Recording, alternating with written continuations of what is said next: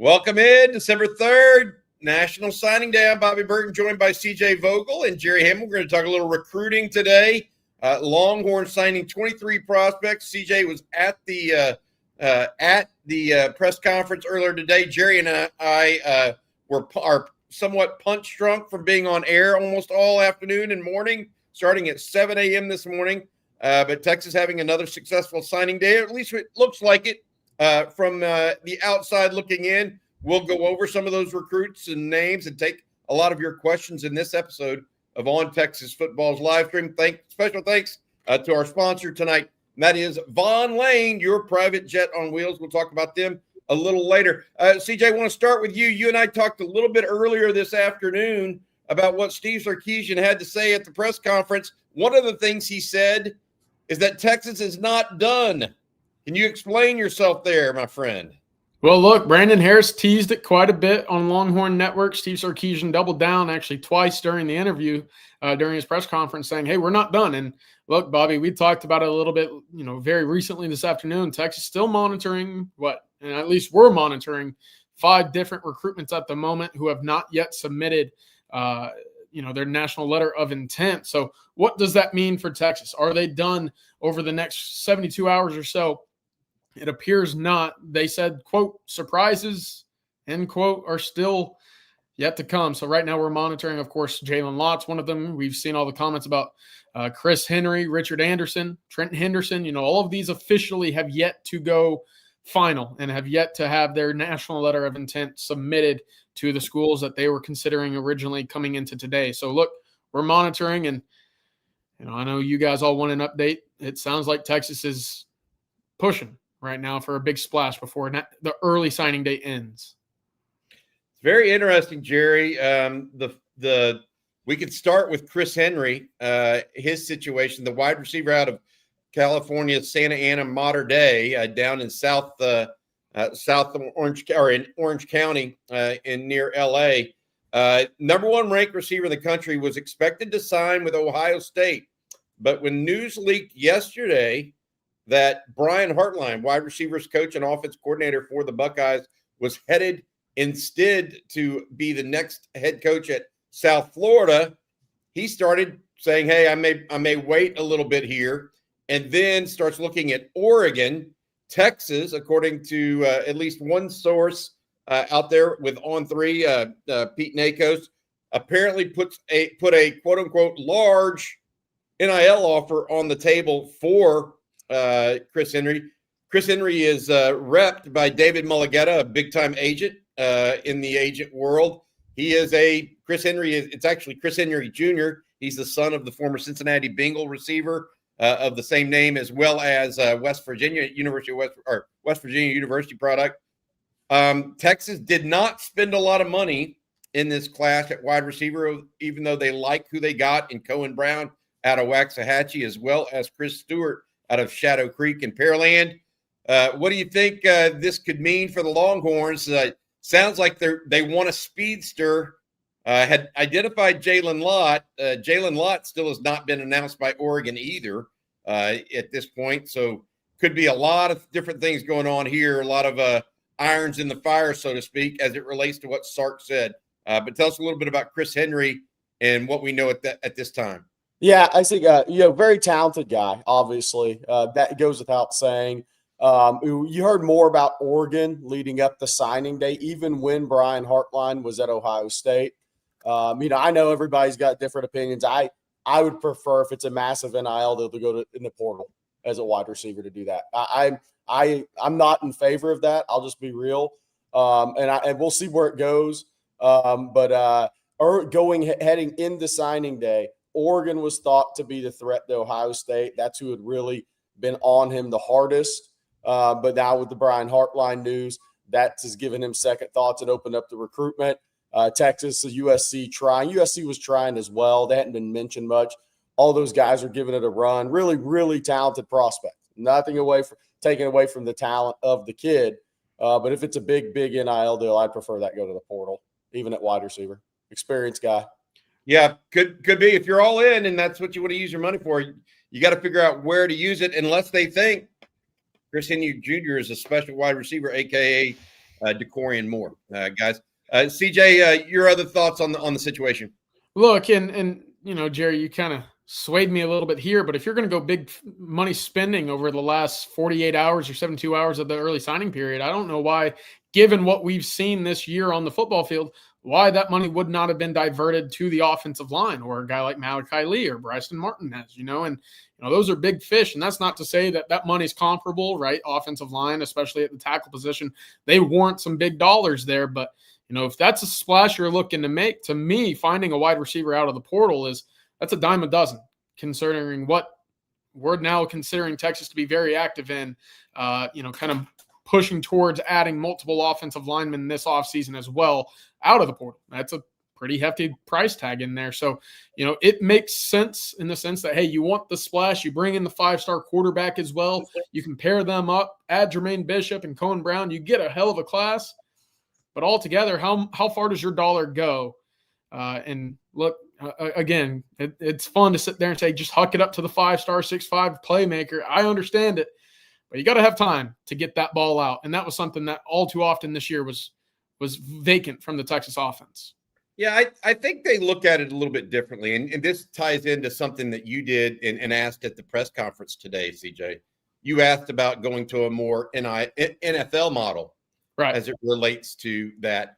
I think that Sark was very clear that he's not going to rely on a true freshman offensive lineman this next year.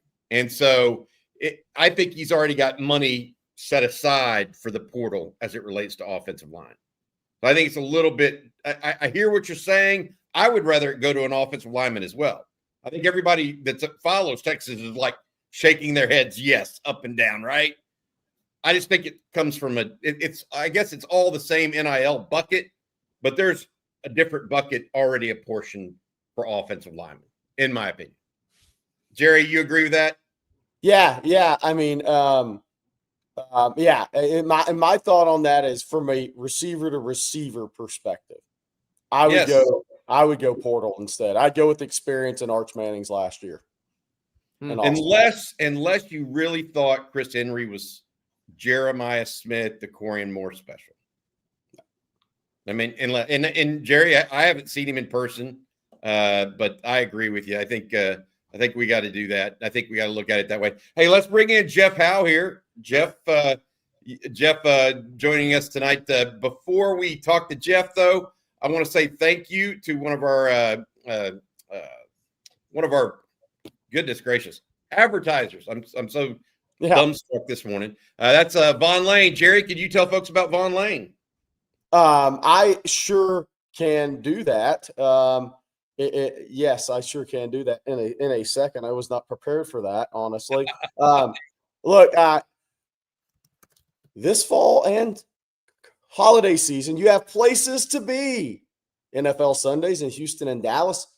Family trips. Think Christmas coming up. They are booking seats very quickly for Christmas holiday travel. Anywhere, anytime. They service San Antonio, Austin, Plano, Dallas, Fort Worth, Houston, out of state, Memphis, and Atlanta as well. And they're growing around the Southeast. Von Lane has 22 oversized seats, first-class seats, stretch out, recline, and enjoy complimentary Wi-Fi, snacks, and drinks. Want a beer or cocktail? They've got you covered. Travel is open now through December, so book for your Christmas holiday trips. Again, seats are filling up fast. Visit vonlane.com and use code OTF25 to save $20 on your first ride. Von Lane, private jet on wheels.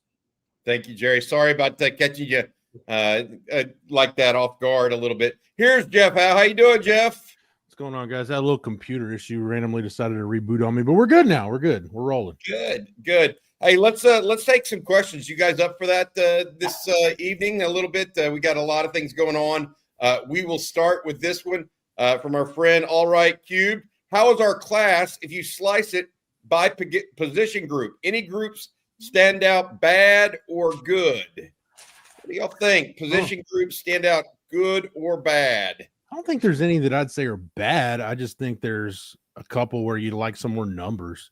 Like you obviously liked I think maybe another 2 offensive linemen. Definitely would have liked to have had another interior defensive lineman or two. I just don't. There's nothing on here that I'm like, oh my gosh, it's a terrible group. But just from a number standpoint, I don't know where you're at, CJ, but that's my take. No, I think you're dead on right there. I tell you, the position that I'm perhaps the most excited about is the linebacking spot. Obviously I've spoken at length about Tyler Atkinson and how excited I am for him. But look, Kosio Kapala, you get him in that Brad Spence or Trey Moore role with his ability to rush the passer, the length of his arms, and kind of that innate ability to play off the edge. I love that. Rocky Cummings, look, is he a guy that sticks at the linebacker spot or spins down? He's big, 6'4", 220. How big does he end up getting altogether? I think you have a lot of versatility there. And, you hear position versatility and position flex pretty often around this time of the year. But for those three, I think you nail it with the three guys that you bring in, the three guys that you sign. That's a position for me that I'm really excited about. And that I'll save DB for anybody else because that's another one I'm really high on as well. I'm big on the running back group. Guys, I love Derek Cooper now. I ever since I first saw him actually, and Jerry went down there and he sent me back some film of his practice. I was all in. There's a reason why.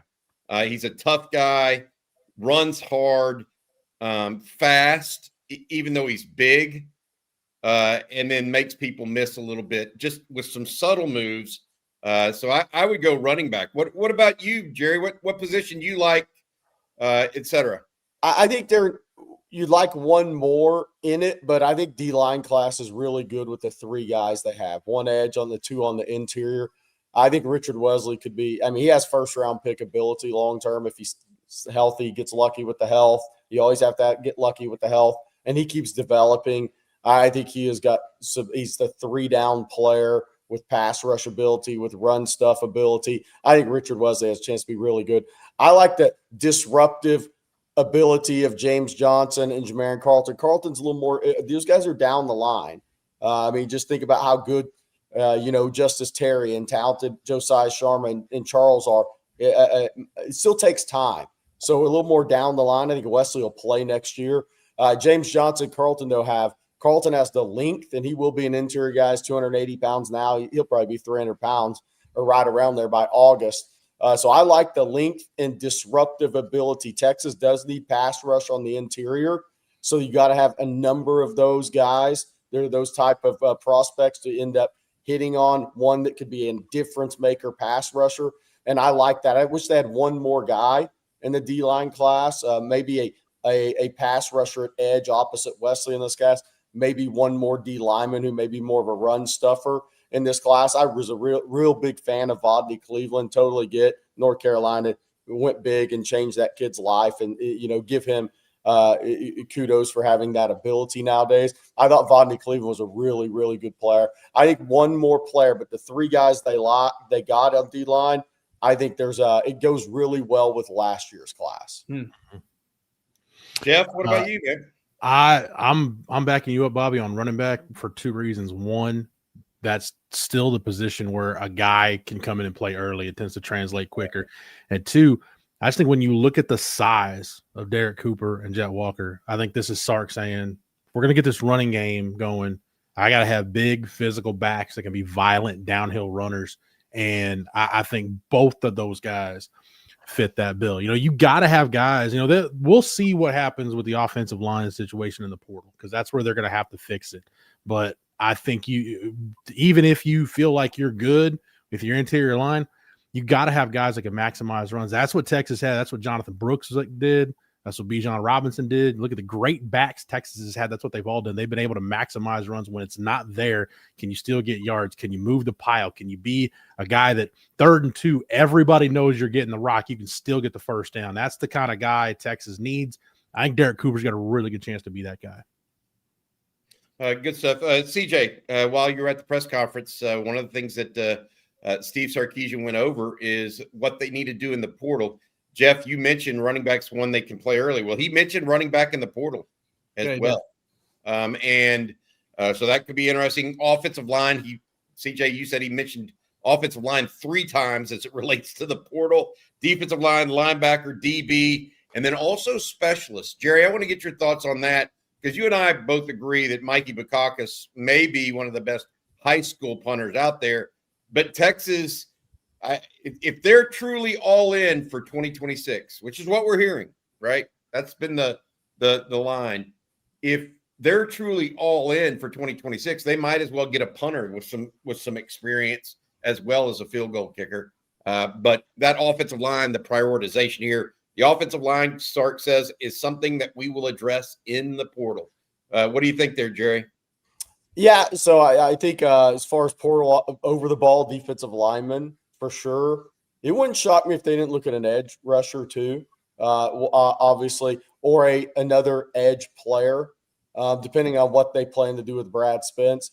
Linebacker, I love the high school linebacker class. I like Bo Barnes. I love Ty Anthony Smith. I think he's a future pro. Leonga Lafau has a year left. I do think there's a need for one more experienced linebacker, and it doesn't have to be necessarily a starter. It could be a guy who can come in and play a key role for you. I think sometimes when we think about portal, it's all about, hey, is this guy going to start? But I don't always think it has to be about that. I think about shoring up depth at linebacker with the loss of Anthony Hill. While you have a talented Tyler Atkinson's going to play, still going to be a freshman. Secondary, we talked about that this afternoon. I could see a corner unless they decide, hey, Grayson Littleton's going to play corner this spring opposite Cade Phillips. Then it might be a nickel. I think safety needs to get a look because as talented as Jonah Williams is, he's in baseball again. So when he's not – this will be 2 springs at Texas and hadn't been in football in either one. So I think you have to cover yourself there. And now you could really have to go big in portal at safety if Jelani McDonald told you he was going to go pro. And running back, I get that because I do think there will be some more movement at running back. You know, we talked about this afternoon. What does Cedric Baxter do? I mean, I'm not talking about going pro, but I mean, Cedric Baxter's great a leader as he is, and I love the kid. Does he go somewhere he's guaranteed to be on the field more next year? I mean, that's a question I think he's going to have to answer. And then you could have a Trey Wisner decision whether he's going pro or not. So I totally get that. I think Derek Cooper and James Simon are very talented players, but I do right now. You looking at the two James Simon, the 2 guys who signed, Wisner and Baxter, and I don't think all 5 of those guys will be there next year. So what is Texas going to do in that regard? I think either Baxter or Wisner, one of those guys is, you know, there's a possibility they could move on. So then what does that happen? You have to balance your whole budget as well, Bobby. So I like that. As far as kicker, I would go kicker in the portal, but he did not mention that. Obviously, I think he said specialist though, didn't he? Yeah. Didn't he, CJ? He did. Specialist. So yeah, I think there's a better chance of kicker than punter. I'll say that. I think Bukakis is very, very talented punter, and teams have had freshman punters. I think kicker is the one. Jake Collette, I like him. I think he's got a big leg, all his stuff, and he had a really good senior season. But I kind of liked having Mason Shipley this year too. There's some big moments for these kickers as freshmen. And with Texas' schedule next year, there's going to be some big moments late in games. So I could see kicker being an option. Yeah. CJ, did he say anything about punter or call that out, or did he just say specialist? He left it very vague with specialist, but Jerry, I mean, and Jeff, I know that we've talked about it, you know, last year when Texas was in the market for both. I don't like the idea of a true freshman kicking at any point in a game, especially in the SEC, especially when you look at next year's schedule and, hey, you're going to Kyle Field again, right? You'll be in Death Valley. You're making a trip to Neyland. You know, that 3 very difficult places to play. I don't care how, you know, talented you might be coming out of high school. I don't like having true freshmen protect my quarterback. I don't like having true freshmen throwing the football and leading my offense. I surely don't like true freshmen kicking. So that's just my, you know, kind of approach to, if I was in charge of constructing a team, the portal would always be my area of navigation for specialists in particular. But I did want to get y'all's thoughts on this because he mentioned secondary. He left it up very vague, whether it's a nickel, corner, safety, whatever it is. Safety to me is a spot where, yeah, you got some talent there, and obviously it depends on what Jelani McDonald ends up deciding to do with his pro future. But that to me is a spot, is probably the most underrated position Texas could pursue in the portal. We've seen it once before. Jalen Catalon, you thought obviously coming in, that was a big name splash. Didn't work out that way. Texas likes to keep what they've got in the back end, but I'm starting to look at that safety room, especially if McDonald goes pro, and saying, all right, I think you need a bridge gap player before handing over the ropes full time to an Xavier Filsaime or Jonah Williams, who will be in baseball once again. Yeah, I think you've got to prepare like Jelani McDonald's going to go pro, and if he comes back, then you're good. Jerry, that's kind of where I'm at on kicker. Like I look at what's on campus right now. They got the walk on. Spencer Barnett was a pretty good kicker at Westlake, but why leave it to chance? Yeah, to let him win the job when you don't have to. The very least. And he's been actually handling kickoffs since Will Stone decided to preserve a year and get ready for the portal. But I think he's got a chance. But yeah, and his staff up until this last year, specifically with the offensive line, they did a really good job at not leaving anything to chance. And Jerry, I just keep going back to what you said. This team would not be 9-3 if it wasn't for Mason Shipley. Like there were some times where he made some really big kicks. So yeah. And I mean, say what you want, but their personnel department, whether it was Ryan Sanborn or Jack Bomeister, they've been pretty good at finding quality punters in the portal too. Yeah. If you believe Bukowskis can be as good as Thorson at Georgia, then you don't have to go punter because he was a starting punter on a national championship team for Georgia. If you believe he is that level guy, then you don't have to go punter. But that's going to come down to what they believe. Yeah, and look, it wasn't too long ago they tried that, right? Michael Curran, they trotted out a true freshman. Yeah. I'm not saying they're the same punter or whatever, but if they believe that's the case, we've seen it once before. Field goal kicking though, Jerry, I don't want to spend too much time on specialists, but that's a whole different ball of wax than being a punter. I can't leave that to chance. Yeah, on that same breath, a veteran holder. We'll see where they go there. Yeah. I don't know about a veteran holder. Well, I mean, in the sense of having someone that's not a true freshman. I want to say this as it relates to both kicker and punter. There are anomalies and exceptions to the rule. Cameron Dicker against Oklahoma was an exception to the rule. Yeah. There's my Dicker wink. But all right, Jeff Davis. Jeff Davis. Give Cam Coleman the NIL bag. He's experienced. That's the wide receiver out of Auburn. Don't you think that's going to be Alex Golish's first order of duty to get Cam Coleman to stay at Auburn? Though I do think that he's probably earned himself a large payment from someone. I don't know if Texas is going to be that one, though, to go that deep. Yeah. What do y'all think? I mean, look, I think some of these guys are going to ask for massive NIL money. And I've said this before. Yeah, I mean, like you could have guys like this ask for $4 million. I mean, easily that could happen. That's Jeremiah Smith. Yeah. Yeah. And that's a desperate team. Yeah. I don't know. Ohio State's not desperate. Jeremiah. No, I'm saying for that talent, a desperate team would find. Yeah. I mean, so to me, I don't know if I'd go that high, honestly, because you can get a lot done for $3.5–4 million. You can get a lot done on your team that's already a talented team. I was going to say, what's the cost of what could you do in the portal for 4 offensive linemen at $1 million apiece? I mean, think about the conversations we'd be having if Texas paid him $4 million and he blew his knee out in week 1. Yeah. No doubt. I mean, like Oregon's still in the playoff, but they lost Evan Stewart and DeCorian Moore. And what's wrapped up in those guys? $3 million? Yeah, probably so. If he was the last piece, like you had everything you needed except like a game-breaking wide receiver, then do it. Other than that, I mean, let's say it's $4 million, right? Or let's say it's $3 million. What can you do with, to Bobby's point? I'd much rather spend $3 million getting my interior offensive line fixed than spending it on a wide receiver. Because if Arch is on his back, that $3 million wide receiver doesn't do you any good. Yeah. I think we found that out pretty quickly. And I would say this as it relates to that. I said they come from different buckets. When you go in for a guy like that, he's taking away calculus. Yeah. So that's also different. Special players are somewhat different and treated that way. Todd Lacey, you guys are very thorough and answer almost all our questions by default. Do you see anyone on the roster who might change positions? Grayson Littleton. Potential, yeah. But that's within the secondary. That's not Like, I don't think that's a true going from nickel to corner may not be a true positional change.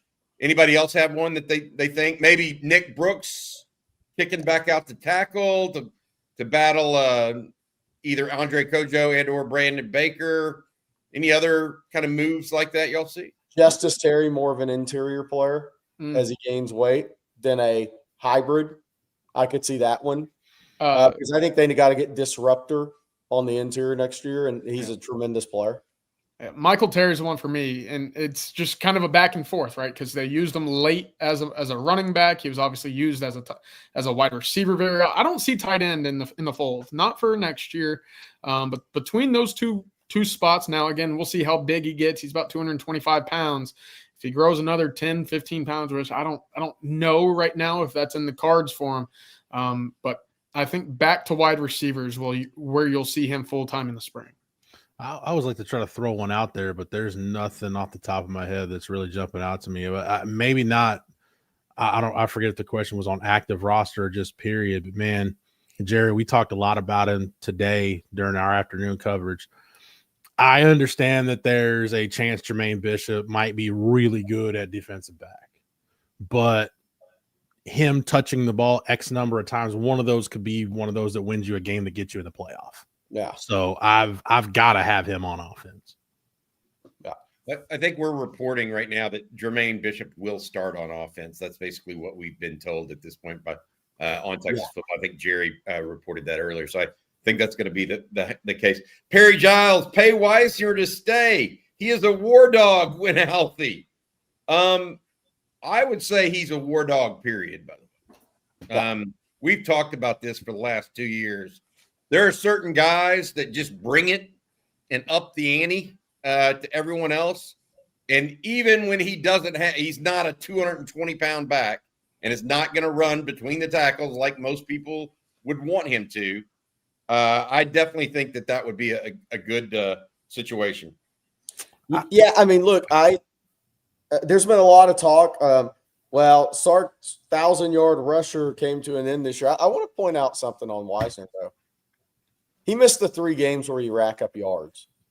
San Jose State, UTEP, and Sam Houston State. So he probably would have been around 9 in 12 games. He wasn't that last year at 12 games, by the way. So I just want to point that out there. And I could get really excited about Weisner, James Simon, and Derek Cooper together. I could get really excited about that.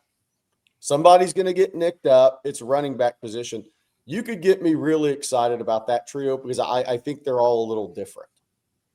I think, Bobby, this speaks to what you and Jerry said. I don't think it's a coincidence necessarily that his 3 best games this year were the 3 top 10 wins you got.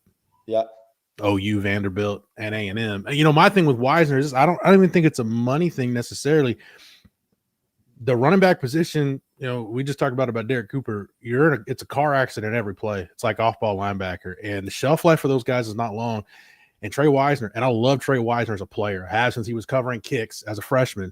But I don't think his stock as an NFL guy, I don't think he can elevate himself to being a first-round guy. I think he's got to look at it. Okay, realistically, how can I improve my draft stock? If it's going to be what it's going to be, then let me go ahead and get in the league now and try to start working toward a second contract.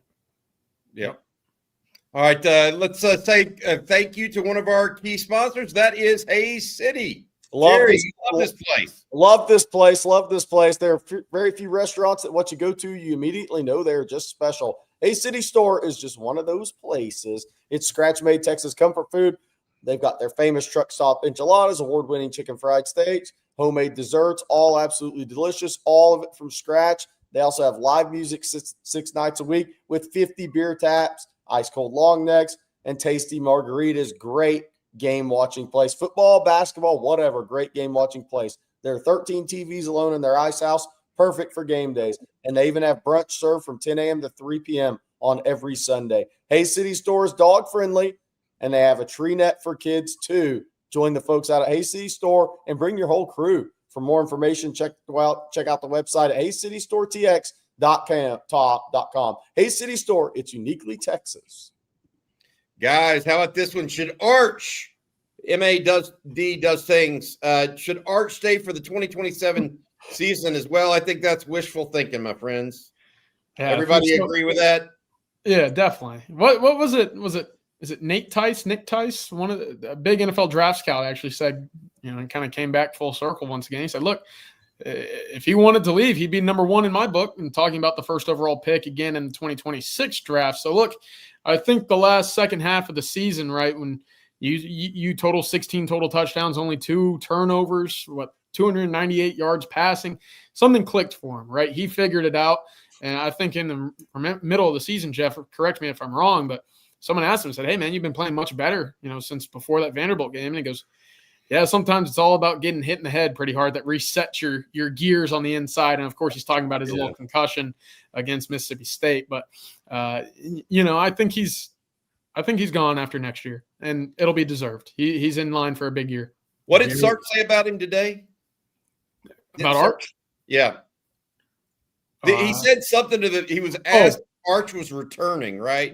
Yes, yeah. He kind of laughed it off. He said, I haven't asked him yet. Maybe I need to. But look, I sure hope and believe that he's going to be back. And I think everybody behind the scenes as well is expecting Manning to return. By the way, that 27 NFL draft, it's going to be called one of the best drafts in a long time at the top of the draft. I mean, Jeremiah Smith, Arch, if he comes out, Dylan Stewart, Colin Simmons, those guys are coming out. You still have Ryan Williams up there. He kind of backed up. Julian Sand's going to be draft eligible. Cam Coleman. I mean, you keep going down. Bryant Wesco at Clemson. Jordan Seaton, the offensive tackle at Colorado, is an absolute stud. Anthony Knapp at Notre Dame, that offensive tackle. Bryce Young, Bryant Young's kid at Notre Dame. I mean, there are some tremendous prospects in 27 in the NFL draft. Leonard Moore at corner. There's another one, right? I mean, easy first-round pick. Nick Marsh, who's in the portal, probably be a first-round pick a year from now. I mean, that draft is going to be stacked and loaded. KJ Bolden at safety. And there's some other guys that aren't even really being mentioned right now that I think have a chance to vault up. That draft is going to be crazy good. All right, look at this. Breaking news. We have a commitment, guys. 2027. Young man named Greedy James has committed to the University of Texas. Let's all watch some film. Matt, can you bring up his film? He's out of the Mansfield area, isn't he? Manville. Down in Manville, so down in Houston area. Yeah. I spoke to him very briefly following that Texas A&M game. We'll have more this weekend. I'm supposed to call him a little bit later this week as well. But I got to chat with him very briefly. He said, look, I love Texas. I love the way that the staff has pursued him. He said, look, this environment is something that I'm really excited about having the opportunity to play in. And as we talked about, that Texas A&M game was fantastic. He was down on campus with his mom and his dad. Only a short, 2.5 hour drive from Manville over there. More so on Thanksgiving weekend, about 3.5, I think is what they said. But point being, not too far from home in the backyard, very versatile. And you see them with the ball in his hands here. Look, he's punt returner, kick returner. He's playing some offense, cornerback, safety. Jerry, I know you've gotten to see him a couple times, but this is a guy for me, having watched the tape, the versatility kind of, again, extends toward what we've talked about with Texas secondary members, having that ability to play some man coverage, very twitchy, very instinctive. I like it. I like this take, and he certainly likes Texas. 53 tackles, 2 interceptions this year. So he's got 80 tackles and 3 interceptions the last 2 years. Had some big games against Dawson, their rival. Had a big game there. Shadow Creek obviously played against. Those kids know each other in that area. Chris Stewart growing up. Some of those guys played really well. They got blown out against Pearland, but he played really well against Pearland, who was really good. Played well. They got blown out in the playoff, lost to Summer Creek. Nothing good about that. Summer Creek's legit good. Played really well against Summer Creek in the first round of the playoffs as well.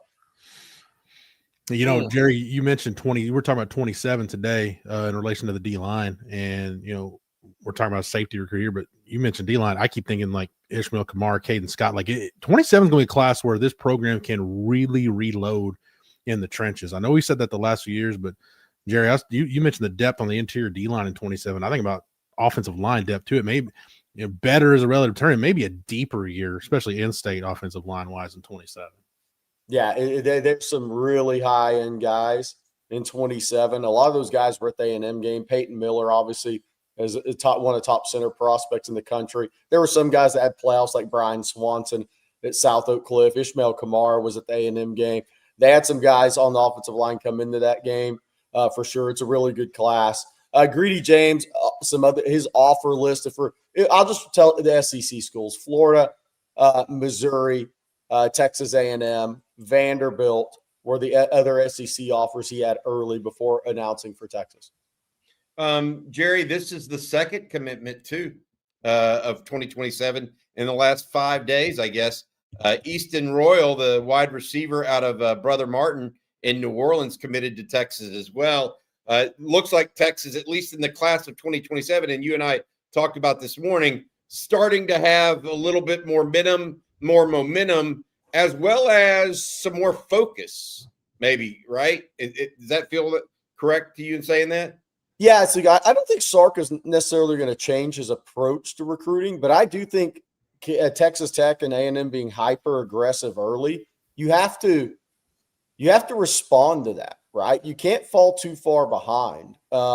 And I'm glad that they really turned up the heat, especially on Easton Royal. I still think there's going to be battles. None of this is easy, and they should be battles if you're recruiting the right players.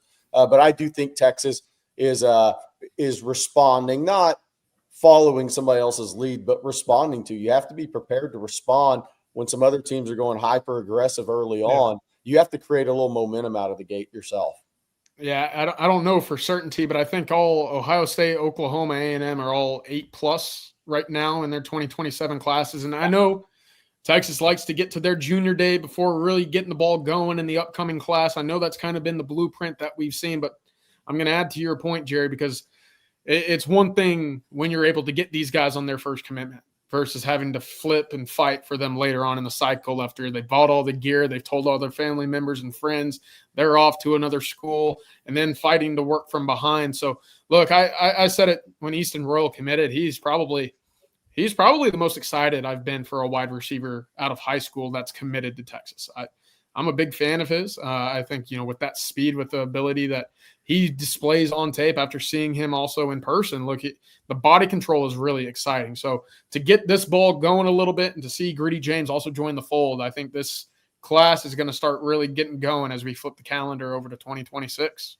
They're getting defensive backs, guys that know how to finish on the ball, make plays on the ball, can create turnovers. Greedy James is similar to Yaheem Riley like that for sure. Very physical player. Jerry, I mentioned that today because you said it. I think it was this weekend. I don't remember when, but you talked to some people that were at the Friendswood Anderson playoff game, and they said, the kid going to Texas is the most physical kid on the field. Yeah. He's Yaheem Riley. But then you flip it over and you watch him play some offense and the way he tracks the ball. Like, I just like the fact that they're getting kids. That was my big thing with the secondary this year, and I think that's pretty evident when you look at it. At Cade Phillips and Grayson Littleton were your leaders in pass breakup, especially because Cade Phillips didn't play that much until the end of the year. They're starting to recruit guys that know how to make plays on the ball. You got to be able to create turnovers on the back end. And physical. No doubt. All good stuff, guys. All good stuff. Hey, let me answer this one real quick. And this is from Asik Mimosas. Asek Mimosas? Who knows? Is Texas going after Trenton Henderson? I think at one point they were. I don't know if they are now. I do know this. He has not been listed on LSU's official site as signing. There are a number of players, and I opened this. Me and CJ were doing stuff earlier today after the Sark press conference, and I opened by telling folks there are several players that Texas has either recruited over the short term or long term, or was once recruiting, et cetera, that have not either signed or their paperwork hasn't been approved, and or they're still contemplating decisions. Yeah. We've talked about Chris Henry out of Santa Ana Mater Dei. That's the big wide receiver. Jalen Lott had a ceremony and announced for Oregon today. They still have not posted that. Now, is that they're saying it's paperwork and all this other stuff, but does somehow the Chris Henry drama with Oregon play into that? I don't know. Then you also have defensive lineman Richard Anderson, who had a ceremony and signed with LSU today. And I say signed, and one of the terms I used for the word ceremony was ceremonial. They don't actually sign the scholarship papers typically at these ceremonies. Yeah. They just announce their decisions. So that is one of the pieces to this. I think that's it. Richard Anderson, Trenton Henderson has not apparently, at least Florida hasn't announced that he signed. And then there was one other, and who am I forgetting, guys? That I was going to say on Trenton Henderson is Lamar Brown out yeah. of Baton Rouge, but we think that's going LSU's way. It's just Texas has been in on him. I think with the LSU kids, the Frank Wilson is massive in these recruitments, and I think there's some clarity wanted on Frank Wilson, and if is he going to be on the LSU staff? On Trenton Henderson, the LSU commit, Florida is trying to make a late big run there. I'm not saying he's going to Florida, but with John Summerall being announced, because he really came down to LSU, Florida, Texas. There was just too much going on at Florida. They were considered an early leader for him. We'll see if Florida can come back and actually win that one or not. Good stuff, Jerry. Thank you. This one from Jeff Carey. We all have a salary cap. Might be a soft cap, but still a cap. Yeah. How many times did Sark say this? Not unlimited funds. Today's press conference, CJ. He made sure to let folks know, hey, we're not playing with the salary cap turned off in our Madden dynasty over here. No. They're making sure that folks know that Texas is working with the funds that they've got right now, as are, what you would think is a majority of other teams elsewhere. But that's where they sit today. All right. Let's go to is it true a recruit parent needs to sign his LOI if he's under 18? Hearing Legend Bay couldn't sign with Ohio State because his mom wouldn't sign the paperwork. It used to be true. Yeah. I don't know if it's still true or not. I think it is. Okay.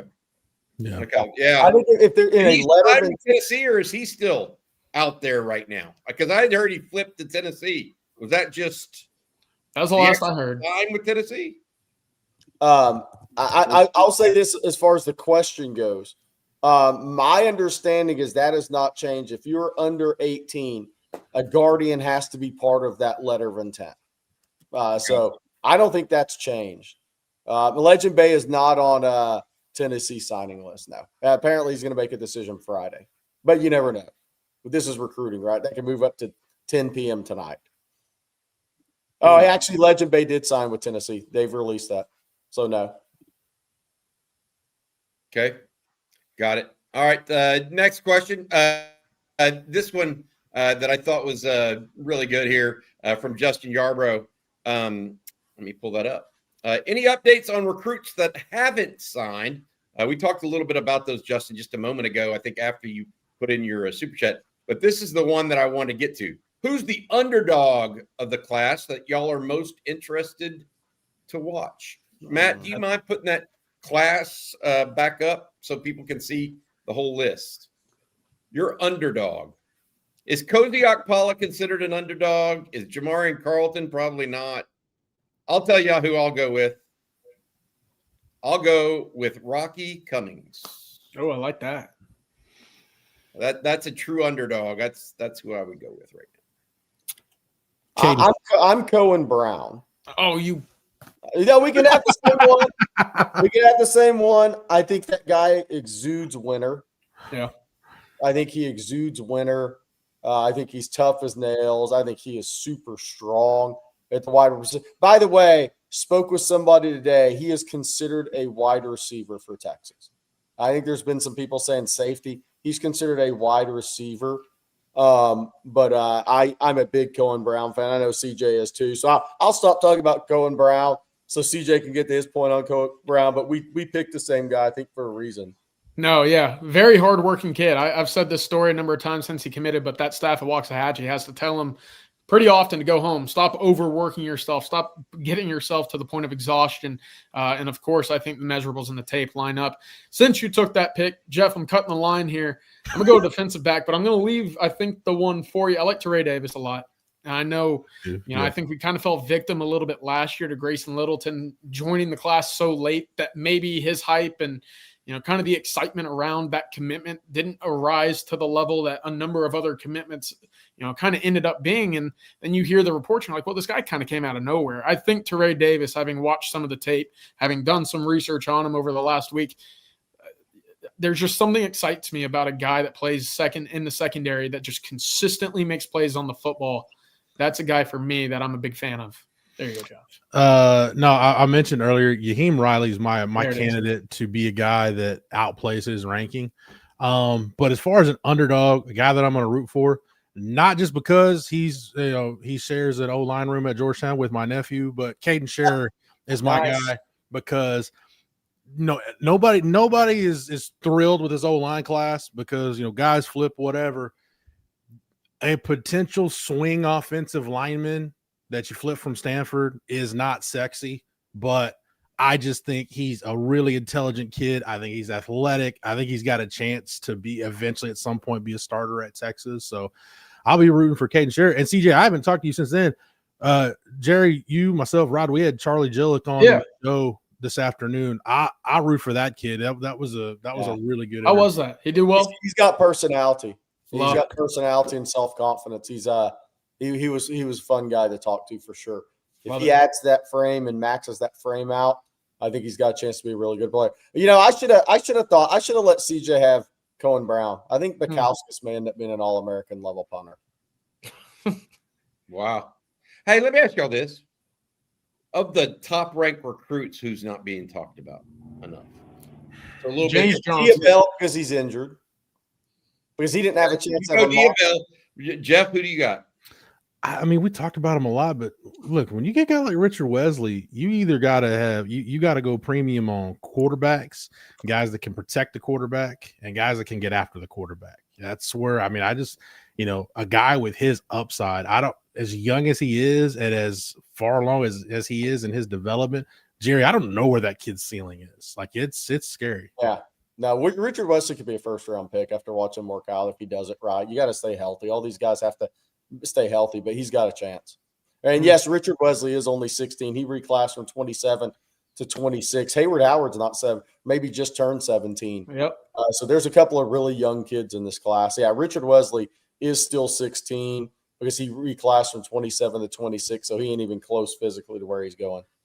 Yeah, I'll go just real quick. James Johnson, I'm a big fan. I think with where he kind of fell in the sense of his commitment coming right around the same time as Tyler Atkinson, you sit there and you say, all right, number one player in Georgia, number one linebacker gets all the hype, but that's a big flip from Georgia. Not to mention, we talk about it every now and then, Jerry, when it comes to wide receivers or skill position guys coming out of Florida or coming out of that Miami area. I'm excited to see what his body ends up looking like after an off season or two, because he's an explosive guy. I think he throws 58 feet in the shot. So yeah, that's exciting for me. Jerry, you mentioned staying healthy. Like the 2010 class is the one I always go back to because you had Trey Hopkins, Jackson Jeffcoat, Jordan Hicks, Adrian Phillips. Like you had like 5-6 guys in that class that had long NFL careers, in Jackson Jeffcoat's case, a really long career in Canada. But their draft stock was hurt and their development got stunted at Texas because all of those guys had I'm talking like torn muscles, ligament damage, like serious hellacious injuries they had to come back from. Yeah, that class was damaged.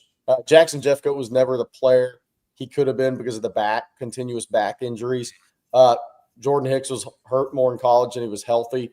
So you got to have some luck. You got to have some luck with injuries in these classes. Knock on wood, that freshman class has been pretty good so far, the number one ranked class.